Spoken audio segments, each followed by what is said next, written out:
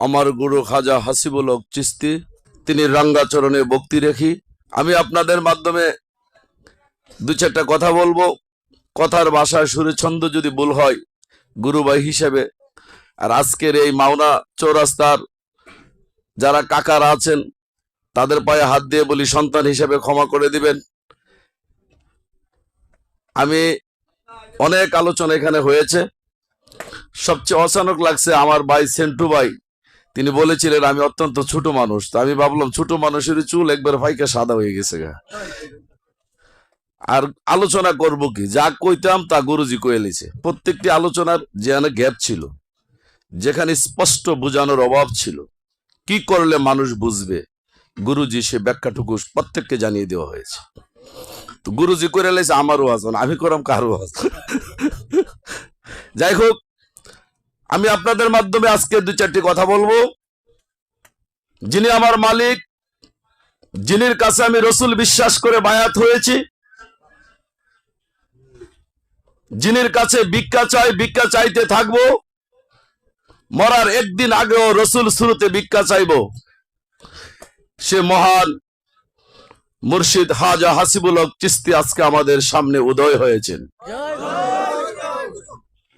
আমি ব্রাহ্মণবাড়িয়া থেকে আগত, নবীনগর গ্রাম, নবীনগর থানা কোনাহুর গ্রাম, যাকে গুরুজি বায়াতের সময় আমার সামনে বলেছিলেন সাধু তুমি কেমন আছো,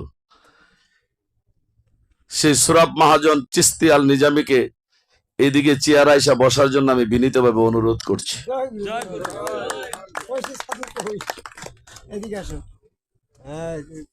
আমার এলাকার আরেকজন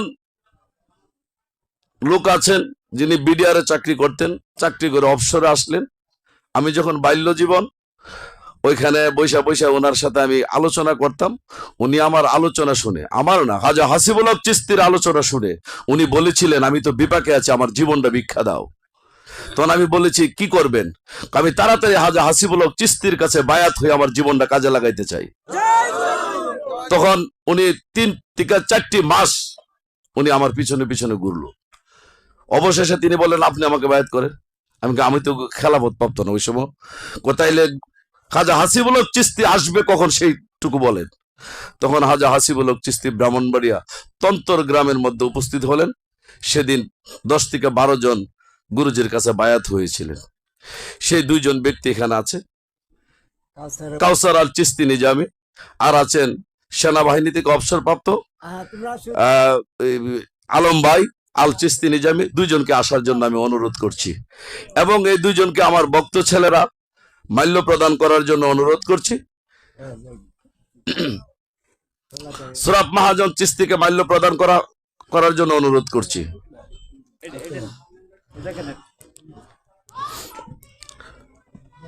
আমি আজকের এই গুরুজিকে সামনে পেয়ে 2-4টা কথা বলবো। আমরা যে যার জায়গা থেকে নিজেকে সঠিক মনে করেছি, যে যার জায়গা থেকে নিজেকে সঠিক মনে করেন, আমিও আমার জায়গা থেকে সঠিক মনে করি, আপনিও আপনার জায়গা থেকে সঠিক মনে করেন, কিন্তু আপনি আমার কথাটা নিচ্ছেন না, আপনার কথাও আমি মানতে পারছি না। আমাকে যতই বুঝান, আমি খাজা হাসিবুল হক চিশতির কদম ছেড়ে আপনার কাছে যাইতে পারি না। যে যার জায়গা থেকে সঠিক মনে করছেন, আমার কথা আপনি নিচ্ছেন না, আপনার কথা আমি নিতে পারছি না। আসুন কাঁধে কাঁধ মিলে আমরা একসাথে হয়ে একটি দেশে চলে যাই, যে দেশের মধ্যে কোনো মতভেদ নাই, যে দেশের মধ্যে কোনো ভিন্ন ভিন্ন নাম নিয়ে ডাকবে না। ওই দেশটার মধ্যে চলে যাই, সেই দেশটা হয়েছে মৃত্যুর পরের জগৎ। যে জগতের মধ্যে মুক্তি করে ডাক দেওয়া হবে না, যে জগতের মধ্যে মুফাসসির করে ডাকবে না, যে জগতের মধ্যে কারি সাহেব করে ডাকবে না, যে জগতের মধ্যে নামাজি করে ডাকবে না, সেই মৃত্যুর পরের জগতের মধ্যে শুধু 2টা ভাষায় মানুষকে ডাকা হবে, হে কাফের আর মুমিন। এর বাইরে কোনো দল থাকতে, দল যদি হয় 2টা, ঠিকানা হবে কয়টা? একটা জান্নাত। সেদিন আমাকে মুফতি বলে ডাকবে না, সেদিন তুমি মুফাসসির হয়ে গেছো, তোমাকে ডাকবে না। তুমি যত কিছুই হয়েছো, হাসরের ময়দানে 2 নামে মানুষের পরিচয় হবে, একটা হইলো কাফের আর একটা হইলো মুমিন।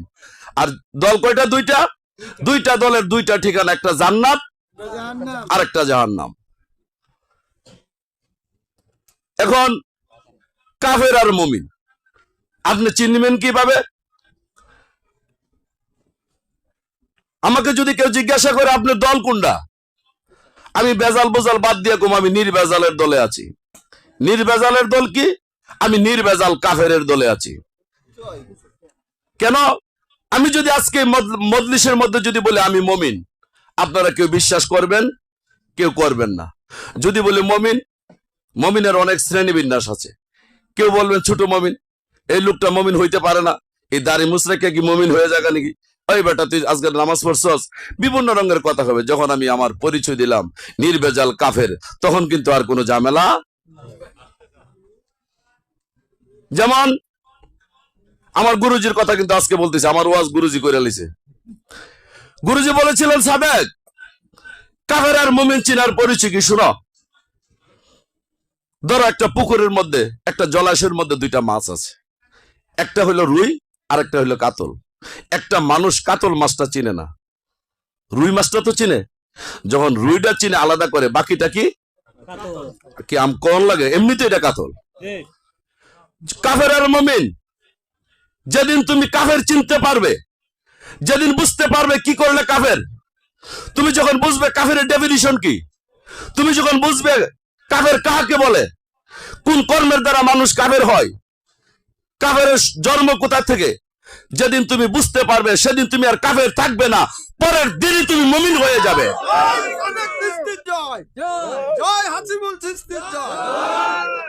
তুমি যদি মুমিন হইতে চাও, মুমিন হওয়ার পূর্ব শর্ত কাফের আগে ছিল। সে কাফেরের পরিচয়টা আল্লাহ মৃত্যুর পরের জগতের দিকে জানতে চাই আমরা। কোরআনে আল্লাহ পাক কি বলেছেন? কোরআন সত্য মিথ্যার পার্থক্যকারী। কোরআনকে আল্লাহ পরিপূর্ণ করে দিয়েছেন। কোরআনের হেফাজত স্বয়ং আল্লাহ করে। কোরআন মাফিক যারা কথা বলে না তারা জালেম, ফাসেক, কাফের। কোরআনে আছে তোমাদের আলোচনা, তারপরে কি মানুষ তোমরা বুঝবে না? সূরা নিসার 82 নম্বর আয়াত খুলে দেখুন। হে মানুষ, কোরআন নিয়ে কেন চিন্তা ভাবনা করো না? যদি কোরআন আমি আল্লাহর কাছ থেকে না এসে মানুষের কাছ থেকে আসতো, একটি আয়াতের সাথে আরেকটি আয়াতের সাংঘর্ষিক হয়ে যাইতো। সাংঘর্ষিক হচ্ছে না এখন? এক মৌলবীর কথা আরেক মৌলবীর লগে মিলে?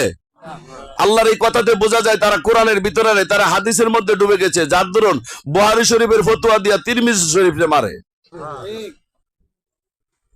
আদৌ পর্যন্ত বাংলার জমিনে হাজা হাসিবুল হক চিশতির ওয়াজ বুঝতে না পারে, তার ব্রেনে ঢুকাইতে না পারে, কিন্তু ওনাকে কেউ ফতোয়া দেয় নাই উনি কাফের। কারণ কোরআন তো একটা। হাজা হাসিবুল হক চিশতি কোরআনের বাইরে একটি কথাও তিনি বলেন নাই। আমার আলোচনাটা ছিল কোথায়? সেই মৃত্যুর জগৎ। মৃত্যুর জগতের মধ্যে কাফেরের পরিচয় আল্লাহ কিভাবে দিলেন? চন্দ্র সূর্যের মতো লেখা। তোমরা যারা আছো মোবাইলের মধ্যে নোট করে দেখো, এখানে স্পষ্ট লেখা আছে, কোনো মুফতি মুফাসসির বিস্তারিত হবে না। এখানে লেখা আছে জালিম ব্যক্তিগণ নিজের হাত কামড়াইতে কামড়াইতে হাসরের ময়দানে বলবে আমরা কেন রসুলের সঙ্গ ধারণ করলাম না। তাহলে রসুলের সঙ্গ ধারণের অভাবে কাফের। এই আয়াতের মধ্যে কিন্তু এই কথা নাই কেন আমরা আলেম উলামার সঙ্গ ধারণ করলাম না। এই আয়াতের মধ্যে এই কথা নাই মুফতির সঙ্গ ধারণ কেন করলাম না। এই আয়াতে বলা নাই ইমাম সাহেবের সঙ্গ ধারণ কেন করলাম না। এই আয়াতের মধ্যে বলা নাই আমির সাহেবের সঙ্গ ধারণ করলাম না। এই আয়াতের মধ্যে বলা নাই কেন তাবলিগে গেলাম না। এখানে স্পষ্ট চন্দ্র সূর্যের মতো লেখা আছে মৃত্যুর পরের জগৎ। সে কোরআনের আয়াত খুলে দেখো, আল্লাহ পাক কাফেরের পরিচয় দিয়েছে। মানুষ নিজের হাত, কাফের ব্যক্তিগণ নিজের হাত কামড়াইতে কামড়াইতে বলবে, আফসোস করবে আমি যদি রসুলের সঙ্গ ধারণ করতাম তাইলে আর আমি কাফের হইতাম।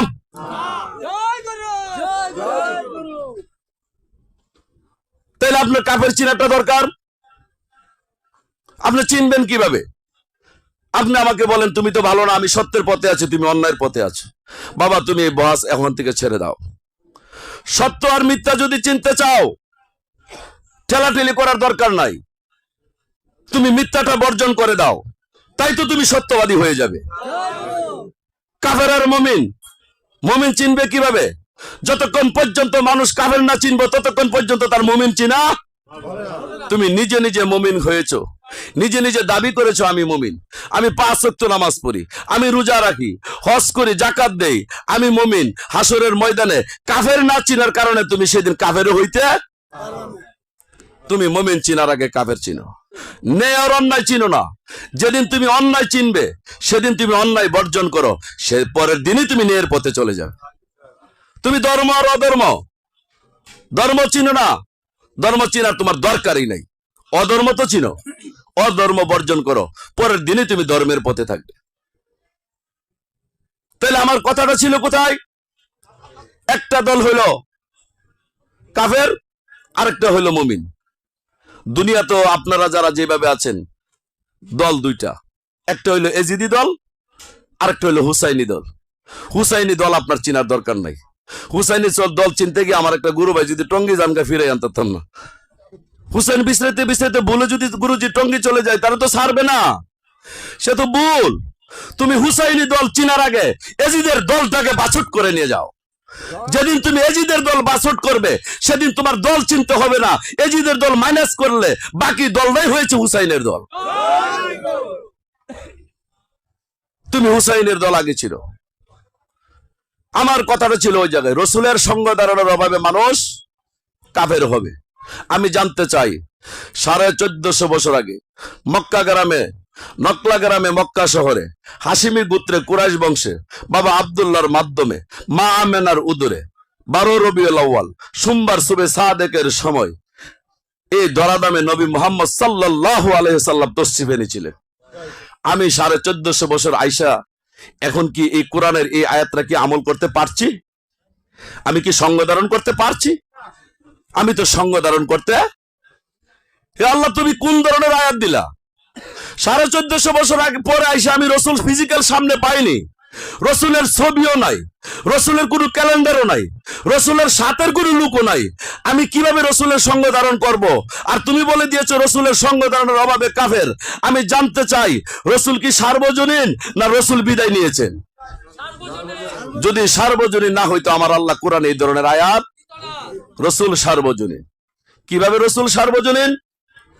রসুল কি মদিনার নবীর পর থেকে রসুল সার্বজনীন না এর আগেও সার্বজনীন? এটা একটু জানার দরকার। কোরআন তো সত্য মিথ্যার পার্থক্যকারী। তাহলে আগে যদি রসুল সার্বজনীন না হয়, পরে যদি রসুল সার্বজনীন হয়, আল্লাহ তো আবার একটা সাম্প্রদায়িকের ভিতরে পড়ে যায়। মানুষ হাসরের ময়দানে বলবে নবী মুহাম্মদ সাল্লাল্লাহু আলাইহি সাল্লামের পর থেকে রসুল সার্বজনীন। আমার নবী আর ঈসা নবীর মধ্যবর্তী সময়টা হলো 500 বছর। এখানে যদি রসুল সার্বজনীন না থাকে আর আমরা যদি সার্বজনীন রসুল পায়া পবিত্র হয়ে যায়, তো এই 500 বছরের মানুষগুলি হাসরের ময়দানে সেদিন দাঁড়াইবো। আমাদের অপরাধ কি? আমাদের কাছে নবীও ছিল না? না। এই জন্য আল্লাহ বলেছেন কোরআন নিয়ে চিন্তা ভাবনা করো। কোরআনের হেফাজত আমি করি, কোরআনে পরিপূর্ণ করে দিয়েছি। তোমরা যাই কিছু বলো, গভীর মনোযোগ, হাজা হাসিবুল হক চিশতির চরণে মজে যাও, তুমি সেদিন সব কথার উত্তর কোরআন থেকে পেয়ে যাবে। তাহলে রসুল যে সার্বজনীন তার দলিল কি? সূরা হজ্জের 52 নম্বর আয়াত খুলে দেখো। ওমার সালনা মিন কাবলিকা মির রাসূলুন ইল্লা নবিয়া, তোমার পূর্বে, নবীজিকে আল্লাহ বলছে তোমার পূর্বে আমি অনেক রসুল পাঠিয়েছি, তারা নবী নহে। তো নবী ছাড়া রসুল ছিল কোরআনের আয়াত। সূরা আম্বিয়ার 25 নম্বর আয়াত খুলে দেখো। ওমার সালনা 125, ওমার সাল্লাকা মিন রাসূলুন ইল্লা ওহিয়া, তোমার পূর্বে আমি অনেক রসুল পাঠিয়েছি যা ওহী ব্যতীত রসুল। তাহলে আমরা নবী ব্যতীত রসুল, ওহী ব্যতীত রসুল পেয়েছি। তাহলে এই রসুলগুলি আল্লাহ সেদিন কি করেছিলেন? এই রসুলগুলি দিয়ে আল্লাহ কি কাজ করেছিলেন? এটা একটু জানার দরকার আছে না? সেই জানার দরকারটা দেখেন। কোরআন কত শুকনো, কোরআন কত গভীর। আল্লাহ পাক কোনো কথা বাকি রাখেন নাই। আমার গুরুজির ওয়াজের মধ্যে শুনছিলাম, এই কথাটার উদাহরণ দিতে গিয়ে বলছিলেন যে একটা সংসারের মধ্যে বাবা হইলো গার্জিয়ান, কর্তা। বাবা কর্তা না? বাবা যখন মারা যায় সংসারের বড় ছেলে কর্তা হয়ে যায়। সেই রসুলগুলি কি কাজ করেছিলেন? মুসা আলাইহিস সালাম নবীও ছিলেন, রসুলও ছিলেন। সেই দায়িত্ব মুসা নবী বিদায় নেওয়ার সময় মুসার আপন ভাই মুসা হারুনকে রসুল বানাই দিয়ে গিয়েছিলেন। এরপর আল্লাহ পাক কোরআনে বলে দিয়েছেন সূরা মায়েদার 19 নম্বর আয়াত খুলে দেখো, দুই নবীর মধ্যবর্তী সময় আমি রসুল ব্যবস্থা জারি রেখেছি, মানুষ যেন বলতে না পারে আমাদের কাছে কেন রসুল পাঠালে না, যদি রসুল পাঠাইতে রসুলের আয়াত তেলাওয়াত শুনে আমরা পবিত্র হয়ে যাইতাম। তো দুই নবীর মধ্যবর্তী সময় কথার ব্যাখ্যা কি হয়? ঈসা নবীর থেকে আমার নবীর দূরত্ব কত বছর?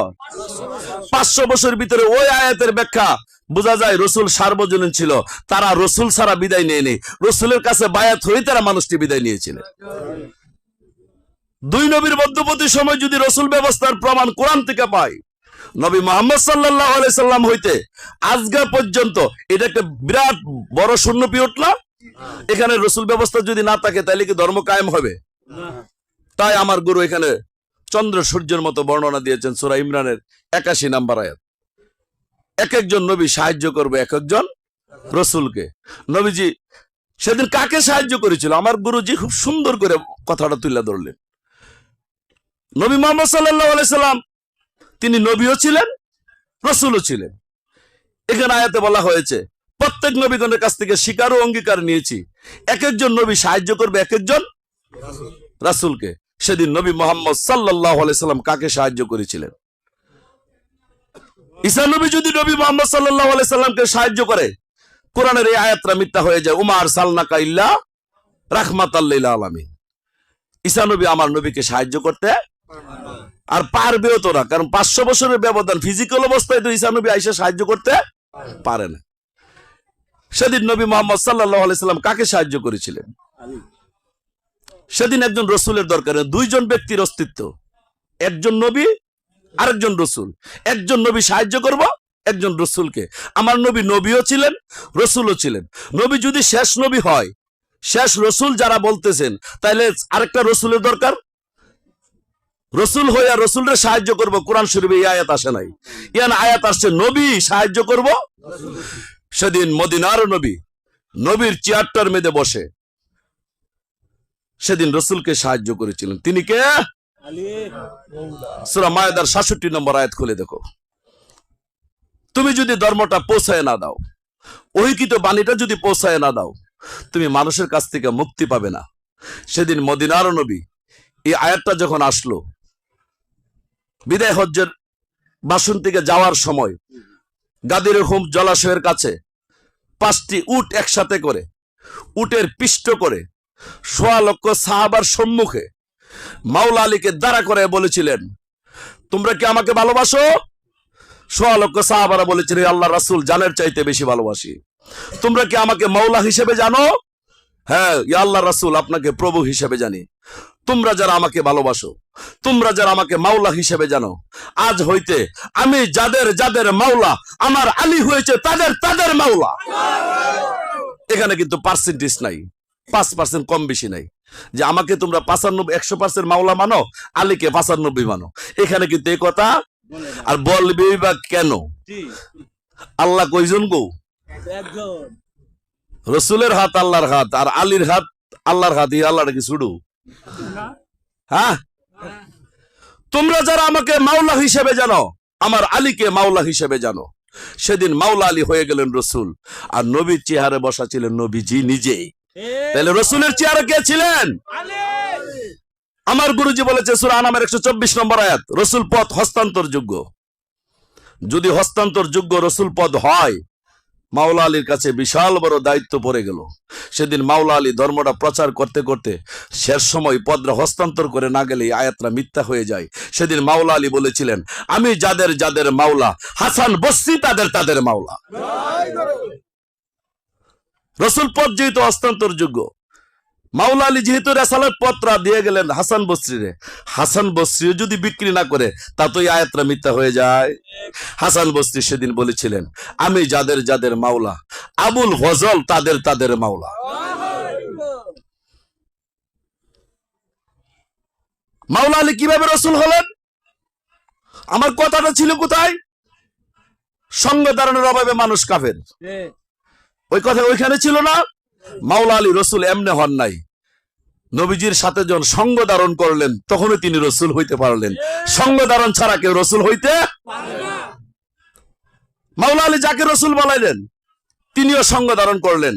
সঙ্গ ধারণ ব্যতি রেখে 1450 বছর আগে নবী মুহাম্মদ সাল্লাল্লাহু আলাইহি সাল্লাম আসছিল শেষ রসুল হিসাবে।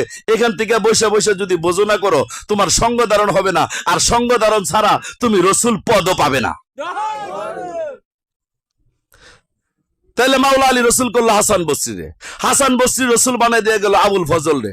এইভাবে আস্তে আস্তে উসমান হারুনি বানাইলো খাজা বাবারে, খাজা বাবার থেকে আস্তে আস্তে এই রসুল হইলো হুসাইন মোহাম্মদ বখতিয়ার কাকি, হুসাইন মোহাম্মদ বখতিয়ার কাকির থেকে আসলো ফরিদউদ্দিন গঞ্জে শকর।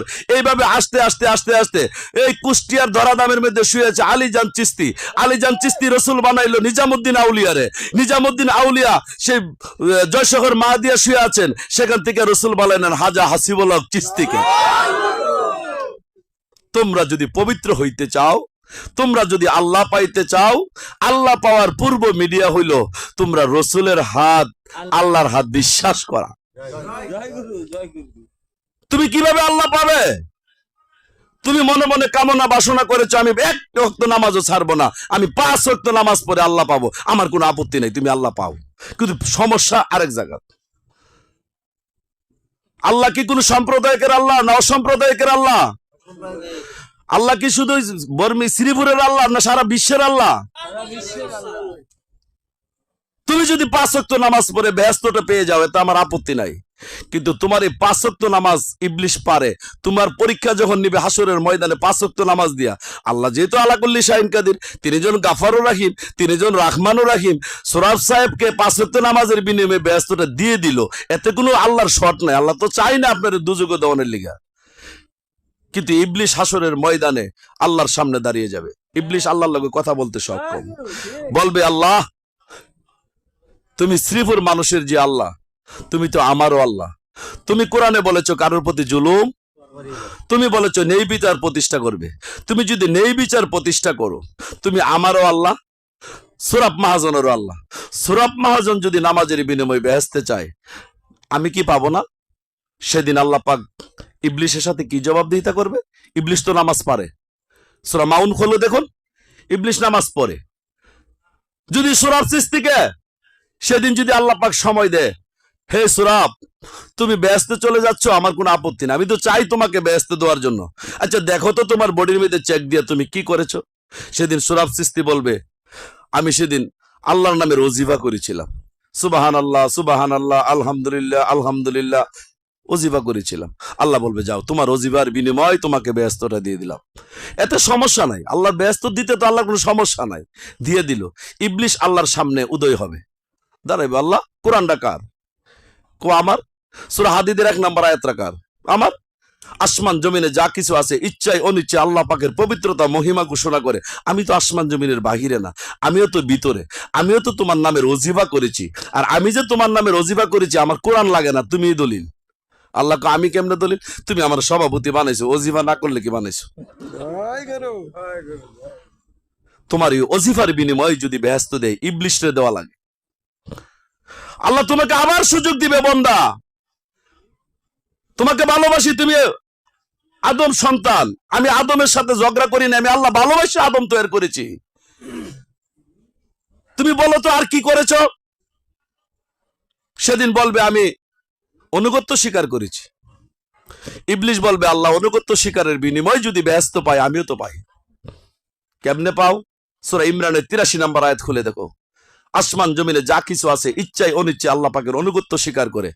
আসমান জমিনের বাহিরে ইবলিশ না, আসমান জমিনের ভিতরে।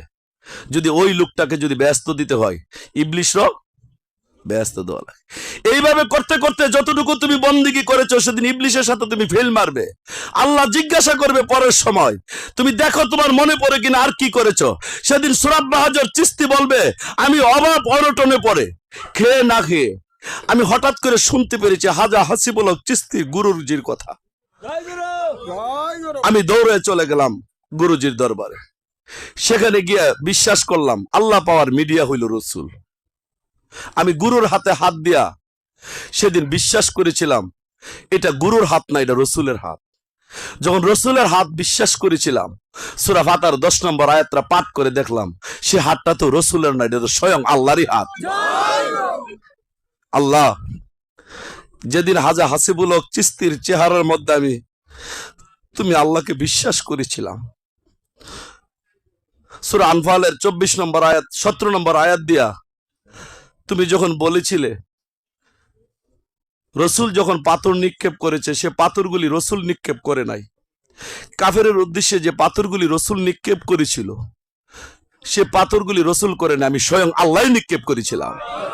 আমি যখন এই আয়াতটা পড়লাম, তুমি যখন বলেছিলে ওহুমা কুমতুম আইনামা কুমতুম, হে রসুল তুমি যেখানে থাকো আমি তো তোমার সাথে আছি।